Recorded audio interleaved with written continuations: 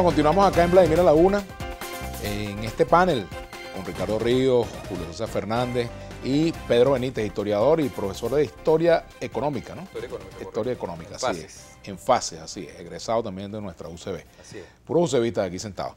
Bueno, Pedro, escuchábamos las intervenciones de Ricardo y de Julio César con respecto a esa propuesta de negociación o de diálogo que ha hecho el presidente Nicolás Maduro. Y bueno, tu comentario. Y luego me quisiera desviar la conversación acerca de cuáles serían las posibles alternativas y cómo vemos las estrategias tanto del chavismo como de la oposición en este momento, ponderando los factores que favorecen o desfavorecen a cada uno. Bueno, yo esperaba estar en desacuerdo, ¿no?, con todos nosotros para el debate, pero veo que estamos muy conectados, tenemos una visión,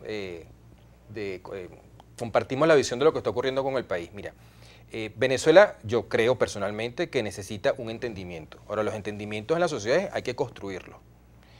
Como decía Ricardo, obviamente Maduro no ha hecho todo lo contrario para que ese entendimiento no exista por las experiencias fracasadas y por supuesto hay un sector de la sociedad que desconfía mucho de eso. Sin embargo, eso no significa que de distintos sectores de la sociedad venezolana, los que creemos, particularmente, insisto, si un entendimiento, un acuerdo político, una negociación nos puede ahorrar esta tragedia que estamos viviendo, bienvenida sea.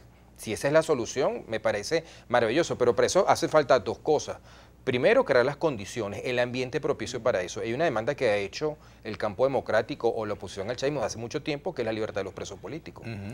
Eso es fundamental para crear un ambiente de confianza. Esa es una señal. Una señal. Lo que hemos visto en otros procesos de diálogo o negociación es que Maduro ha utilizado esos procesos para meter más gente presa. Entonces se convierte en una puerta giratoria. Salen unos y entran otros. Entonces, por supuesto, hay una gran desconfianza a volver a caer en lo mismo, una desconfianza que uno, por supuesto, comparte. Y lo otro tiene que ser que tiene que haber reconocimiento.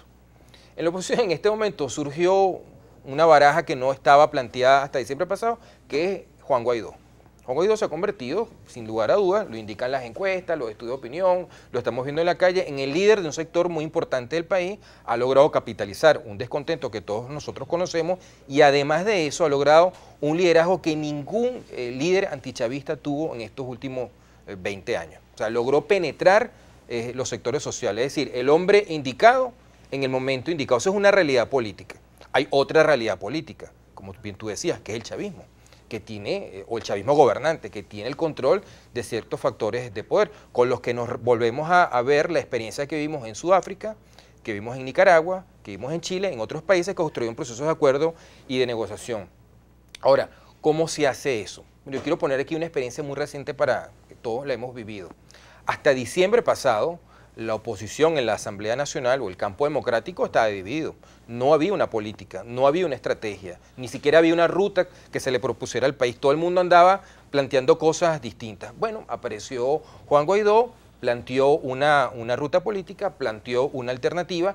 No todo el mundo está totalmente de acuerdo en eso es imposible, nunca va a haber unanimidad. El entendimiento político es una cosa que permanentemente se tiene que construir y él hizo un planteamiento, cese usurpación, gobierno de transición y elecciones libres. Eso lo planteó al país. Ahora, los que no estén de acuerdo con eso, ¿qué proponen? O sea, ¿qué alternativas hay frente a eso? Y eso es una cosa que se puede debatir. Tú decías una cosa que me parece muy importante que no quiero dejar de atajar, Vladimir. El chavismo es una realidad política. Ahora, el chavismo no es lo mismo que Nicolás Maduro. Y en todos los procesos de transición que han ocurrido, que podemos nosotros documentar, el común denominador es que la transición empieza dentro del régimen. Adolfo Suárez salió del movimiento franquista. Gorbachov salió del Comité Central del Partido Comunista de la Unión Soviética. De Klerk, que fue el que sacó a Mandela de la cárcel y negoció con él, venía del Partido Nacional Africano, los Afrikaner. Bueno, Jaruzelski en Polonia promovió la... al final. O sea, claro, siempre el proceso empieza dentro del propio régimen. Entonces tiene que haber una señal dentro del chavismo de un cambio. Y tiene que, así como uno pide reconocimiento a una realidad política que en estos momentos encarna, lideriza Juan Guaidó, hay otra realidad política que no podemos negar, que tiene alcaldías, que tiene gobernaciones y que, por cierto, tiene diputados en la Asamblea Nacional, que ese es el escenario indicado por la Constitución para que se construya un acuerdo político en este país, porque la solución, la verdad es que nosotros lo tenemos en las narices, me disculpan que lo diga de esta manera, que es la Constitución, hacer lo que dice la Constitución. Si Maduro hubiera acatado el mensaje que el pueblo venezolano le envió el 6 de diciembre del año 2015, yo siempre digo, no fue la oposición que ganó, se hizo un gran esfuerzo democrático, no, fue el gobierno el que perdió, el pueblo venezolano le mandó un mensaje. Si se hubiese asimilado ese mensaje del otro lado, no habríamos llegado hasta atrás de donde estamos en Venezuela en estos momentos. Ya que tocó, Pedro, el mantra, el llamado mantra, cese de usurpación, gobierno de transición Elecciones y elecciones libres. He visto que han surgido ahora planteamientos de revisar esa política y ya me meto con lo que es la situación, la línea política opositora, ¿no? No hay política que no pueda ser revisada, eso no existe. O sea, toda propuesta política debe estar sometida, si no puede ser revisada, no ser un dogma, pues un dogma de fe. Por cierto que a veces el mantra lo llaman la Santísima Trinidad y a mí me gusta más porque son 3 en 1, no es un orden.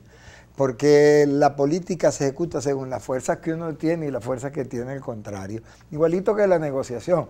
Yo quisiera que el gobierno se rindiera ya, porque la negociación que planteó Julio fue más bien algo así como una capitulación, más que renegociación. Si yo tengo tanta fuerza como para pedir la capitulación, yo firmé una carta al día siguiente del 15 ¿cuándo fue? El 5 de enero del 2016, donde pedía la renuncia a Maduro, porque sentía que ya no daba para más.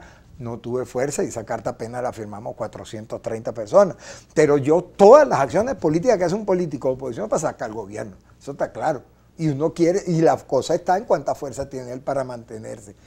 La posibilidad, la viabilidad de lo que llaman el mantra depende, una, de las capacidades ejecutorias. El sábado el país se paralizó, fue bien todo lo contrario, se movilizó mucho en muchas ciudades, pueblos, lugares, etcétera. Fue un país entero. Ahora, el orden del mantra altera el producto, ¿tú que eres matemático? Es que eso es importante, el mantra como que es una matriz. De los factores.